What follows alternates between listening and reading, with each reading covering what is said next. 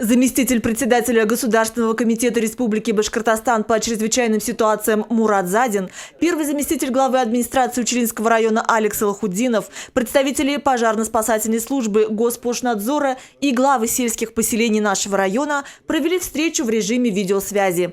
Мурат Задин проинформировал о ситуации в республике и районе, связанной с гибелью людей на пожарах, а в летнее время с гибелью на воде.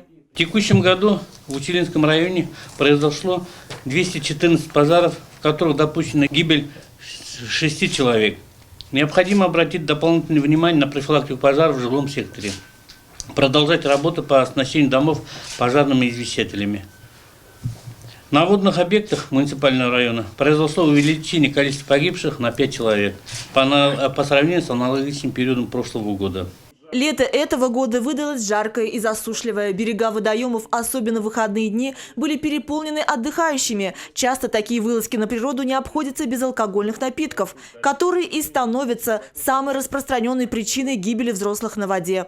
Впрочем, алкоголь также первопричина многих пожаров. Следом идет неисправность печного и электрооборудования. Потому большое внимание следует уделить профилактическим мерам. Главы сельсоветов должны обеспечить подворовый обход жителей сельских поселений, особенно многодетных, неблагополучных семей и одиноко проживающих граждан, снабдив их памятками по соблюдению правил безопасности, а также проверив наличие и исправность установленных в домах пожарных извещателей.